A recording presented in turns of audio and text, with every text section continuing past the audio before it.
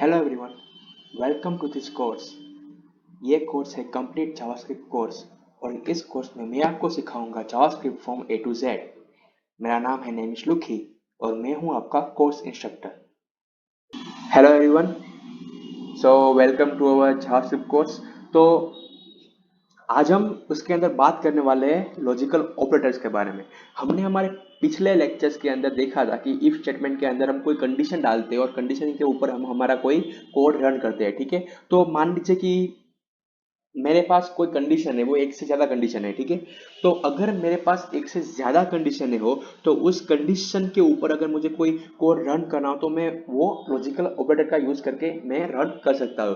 क्योंकि अगर मेरे पास एक से ज्यादा कंडीशन होगी तो मुझे यहाँ पर एक क्वेरी होगी कि अगर मेरी एक कंडीशन सभी में से कोई एक कंडीशन सही हो तो वो कोड रन करना चाहिए, या फिर सारी की सारी कंडीशनें सही हो तभी वो कोड रन करना चाहिए। तो अगर अगर इस तरह के क्वेश्चन है तो उस क्वेश्चन को सोल्व करने के लिए हम लॉजिकल ऑपरेटर्स का यूज कर सकते हैं। ठीक है, तो यहाँ पर हमारे पास तीन लॉजिकल ऑपरेटर्स है। पहला है और, दूसरा है एंड और तीसरा है नॉट ऑपरेटर।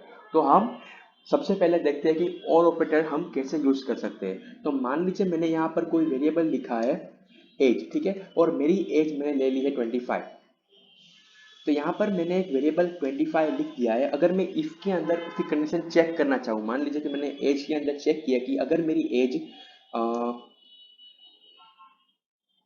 30 से कम हो। ठीक है, अगर मेरी एज 30 से कम हो तो मैं हमारा ये जो स्टेटमेंट है वो स्टेटमेंट रन करना चाहता हूँ और उस स्टेटमेंट के अंदर मैं प्रिंट करता हूँ हमारी एज। ठीक है, तो अगर मैं ये रन करूंगा तो आप देख सकते हैं कि कंसोल के अंदर यहाँ पर हमें 25 दिखाई दे रहा है क्योंकि हमारी जो कंडीशन है वो कंडीशन ट्रू बन गई है। बट अगर मान लीजिए मैंने यहाँ पर और एक कंडीशन ऐड करनी है कि कंडीशन ये है कि और अगर एज 30 से कम हो और मुझे एक और चीज चेक करनी है कि अगर मेरी एज 20 से बड़ी हो।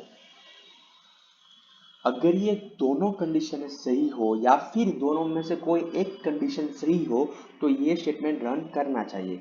यहाँ पर मेरी एज 30 से छोटी है और 20 से बड़ी है। हमारी दोनों कंडीशन ट्रू है, इसलिए हमें यहाँ पर आउटपुट के अंदर 25 दिखाई दे रहा है। ठीक है, बट अगर मैं यहाँ पर एक कंडीशन फॉल्स कर दूं, यहाँ पर मैं कर दूंगा कि एज मेरी 30 से बड़ी हो और एज मेरी 20 से बड़ी हो। तो यहाँ पर क्या होगा कि ये जो स्टेटमेंट है वो स्टेटमेंट ट्रू है, बट ये स्टेटमेंट है वो स्टेटमेंट फॉल्स है। तो इस तरह के हमें जब और के अंदर यूज करते हैं, क्योंकि और क्या करता है कि दोनों में से अगर एक ट्रू होगा तो वो ट्रू प्रिंट करेगा, इसलिए हमें यहाँ पर इस स्टेटमेंट के लिए भी आंसर 25 मिलता है क्योंकि हमारे पास एक कंडीशन है वो ट्रू है। अगर दोनों में से कोई एक कंडीशन ट्रू होगी तो हमें आंसर ट्रू मिलेगा। अगर दोनों कंडीशन फॉल्स होगी तभी हमें आंसर फॉल्स मिलेगा। ठीक है, तो मैं यहाँ पर एल्स के अंदर ऐड कर देता हूँ कि our condition is false। ठीक है, our both condition is false। तो अब मैं यहाँ पर क्या करूंगा कि मैं यहाँ पर हमारी जो एज है वो भी मैं यहाँ पर ये चेंज कर देता हूँ। यहाँ पर क्या हुआ कि अगर मेरी एज 30 से बड़ी हो और मेरी एज 20 से छोटी हो तो यहाँ पर हमारी दोनों कंडीशन फॉल्स होगी क्योंकि हमारी एज है 25, वो 30 से छोटी है और 20 से बड़ी है। तो हमारी ये दोनों स्टेटमेंट है वो स्टेटमेंट गलत हुए। अगर मैं इसे सेव करूंगा तो आप देख सकते हो कि यहाँ पर मुझे कोई, अच्छा कौन हाँ, ओके। तो यहाँ पर क्या होगा कि हमारी बोथ कंडीशन है फॉल्स, तो हमें एल्स स्टेटमेंट रन हुआ, हमारा इफ स्टेटमेंट रन नहीं हुआ क्योंकि हमारी दोनों कंडीशन है फॉल्स थी। ठीक है, और ऑपरेटर का हम यूज कर सकते हैं वैल्यू असाइन करने के लिए भी।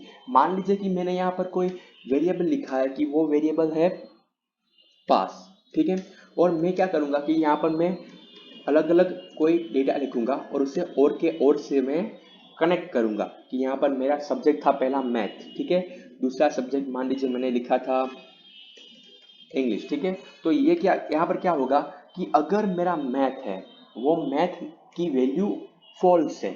मान लीजिए मैं यहाँ पर एक वेरिएबल डिक्लेयर करता हूँ कि मैथ और उसकी वैल्यू में एम्प्टी स्ट्रिंग रखता हूँ। ठीक है, आपने पिछले लेक्चर्स में सीखा था कि एम्प्टी स्ट्रिंग की वैल्यू फॉल्स है। और दूसरा वेरिएबल मैं इंग्लिश कर देता हूँ, इंग्लिश, और उसकी वैल्यू में उसका कोई मार्क लिख देता हूँ 25 मार्क्स, ठीक है। तो यहाँ पर मेरे 25 मार्क्स थे, ठीक है। तो मैं अगर कंसोल के अंदर पास को प्रिंट करवाता हूँ तो यहाँ पर मुझे 25 मिला। क्यों? क्योंकि मैथ की वैल्यू थी, वो वैल्यू एम्प्टी स्ट्रिंग है जो फॉल्स है। तो क्या होगा कि जावास्क्रिप्ट उसे इग्नोर कर देगा और दूसरा चेक करेगा कि इंग्लिश, अगर इंग्लिश की वैल्यू भी फॉल्स होगी तो हमें पास की वैल्यू अनडिफाइंड मिलेगी। बट इंग्लिश की वैल्यू हमने लिखी थी 25 जो फॉल्स वैल्यू नहीं है, इसलिए वो क्या करता है कि पास के अंदर इंग्लिश की वैल्यू सेव कर देता है, ठीक है। अब हम देखते हैं हमारा दूसरा ऑपरेटर, एंड ऑपरेटर। तो और की तरह ही हम एंड ऑपरेटर का यूज करते हैं, बट एंड के अंदर क्या होता है कि अगर हमारे दोनों स्टेटमेंट है वो ट्रू होंगे तभी हमें हमारा आउटपुट ट्रू मिलेगा। अगर हमारे हमारा कोई भी एक स्टेटमेंट या फिर हमारे दोनों स्टेटमेंट अगर फॉल्स हुए तो हमें आउटपुट मिलेगा फॉल्स, ठीक है। तो अगर मैं यहाँ पर मान लीजिए कि हमारे पास यहाँ पर हम देखें तो हमारे दोनों वैल्यू फॉल्स है, ठीक है। तो मैं अगर इसे रन करूंगा सेव करके तो हमें यहाँ पर मिलता है कि हमारी बोथ कंडीशन है वो फॉल्स है। बट यहाँ पर मैं एक कंडीशन ट्रू कर देता हूँ। कैसे ट्रू करूंगा कि यहाँ पर मैं एज है वो 20 से बड़ी कर दूंगा, क्योंकि एज 25 है जो 20 से बड़ी है। तो ये स्टेटमेंट है वो हमारा हो गया ट्रू स्टेटमेंट और ये स्टेटमेंट हो गया हमारा फॉल्स स्टेटमेंट। हमने देखा था कि और के अंदर यहाँ पर इफ स्टेटमेंट रन हुआ था, बट अगर मैं इसे सेव करूंगा तो आप ओके एंड सॉरी, यहाँ पर मुझे एंड करना पड़ेगा। और एंड का क्या कहते हैं, एंड ऑपरेटर यूज करने के लिए हम डबल एंड का यूज कर सकते हैं, करते हैं, जिससे हम दो स्टेटमेंट के बीच हमारा and logical operator logical statement run कर सकते हैं, ठीक है। तो यहाँ पर मैं अगर एंड लिखूंगा और उसे सेव करूंगा तो यहाँ पर मुझे मिलता है कि बोथ कंडीशन आर फॉल्स, ठीक है। बोथ यहाँ पर बोथ नहीं आएगा, अवर एनी वन कंडीशन, क्योंकि यहाँ पर हम एंड यूज कर रहे हैं। तो एंड के अंदर क्या होगा कि ये जो हमारी कंडीशन है वो ट्रू कंडीशन है, बट ये कंडीशन है हमारी फॉल्स कंडीशन है, और यहाँ पर दोनों में से एक कंडीशन फॉल्स है, इसलिए हमारा जो स्टेटमेंट है वो स्टेटमेंट एल्स वाला प्रिंट हो रहा है, इफ वाला प्रिंट नहीं हो रहा, ठीक है। अगर हमारी दोनों कंडीशन ट्रू होगी, अगर मैं यहाँ पर लेस देन कर देता हूँ तो हमारी दोनों कंडीशन ट्रू बन गई, और दोनों कंडीशन ट्रू बनी इसलिए हमारा इफ स्टेटमेंट रन हुआ। तो क्या होगा कि और के अंदर दोनों में से अगर एक कंडीशन ट्रू होगी या फिर दोनों कंडीशन ट्रू होगी तो हमारा स्टेटमेंट ट्रू बनेगा, और एंड के अंदर अगर हमारी दोनों कंडीशनों में से कोई एक कंडीशन फॉल्स होगी या फिर दोनों फॉल्स होगी तो हमारा कंडीशन फॉल्स बनेगा। जब दोनों कंडीशन ट्रू होगी तभी हमारा एंड के अंदर स्टेटमेंट ट्रू बनेगा, और के अंदर जब दोनों कंडीशन फॉल्स होगी तभी हमारा स्टेटमेंट फॉल्स बनेगा, ठीक है। और उसके बाद हमारा आखिरी जो ऑपरेटर है वो ऑपरेटर है नॉट ऑपरेटर। तो उसके अंदर क्या होगा कि मान लीजिए यहाँ पर मेरा स्टेटमेंट है वो स्टेटमेंट ट्रू है, ठीक है, बट मैं वो ट्रू चेक करना नहीं चाहता, उसका उल्टा चेक करना चाहता हूँ कि अगर मेरा स्टेटमेंट ट्रू होगा, सॉरी अगर मेरा स्टेटमेंट ट्रू होगा तो इफ स्टेटमेंट रन होने वाला है, बट अगर वो नहीं होगा तब वो रन करना है। मतलब कि मान लीजिए कि मैंने यहाँ पर ट्रू स्टेटमेंट लिखा है, ठीक है, और उसके आगे मैं नॉट ऑपरेटर नॉट करने के लिए मैं यूज करता हूँ एक्सक्लेमेशन साइन, ठीक है। तो उसका यूज करके मैं वो ट्रू को फॉल्स में कन्वर्ट कर सकता हूँ। मान लीजिए मैंने यहाँ पर कोई एक वेरिएबल लिखा है और उसकी वैल्यू मैं कर देता हूँ कि पास, अगर मैं पास हूँ या नहीं हूँ, ठीक है।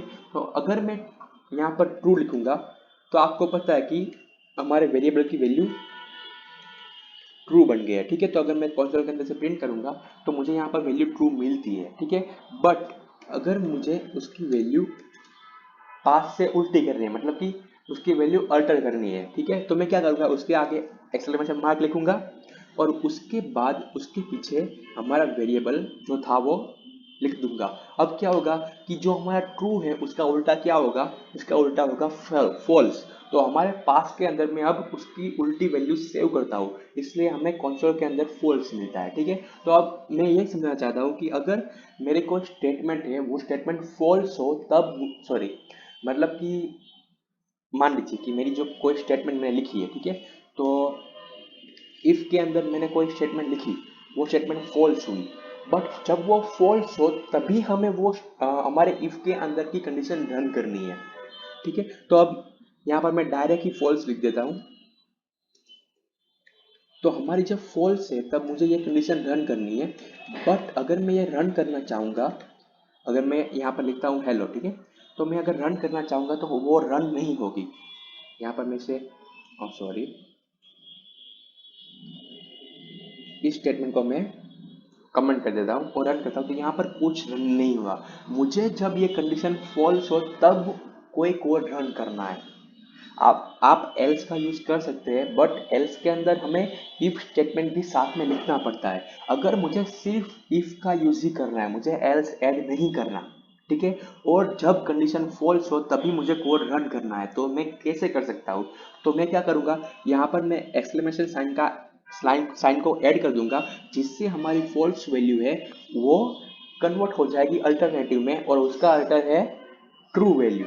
तो अब ये जो स्टेटमेंट है वो स्टेटमेंट बन गया ट्रू, और अब ये हमारा कोड है वो रन होगा, और यहाँ पर हमें कंसोल के अंदर हेलो दिखाई दे रहा है।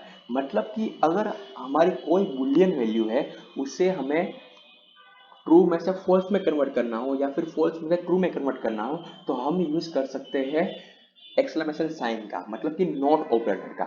तो आज के लेक्चर में सिर्फ इतना ही, हम आगे भी कई सारी ऐसी चीज़ें, छोटी छोटी चीज़ें सीखेंगे हमारे नेक्स्ट लेक्चर्स में। Thank you for watching our video. If you enjoy our video, please like, comment, share and subscribe our channel The Coding Jungle. Thank you.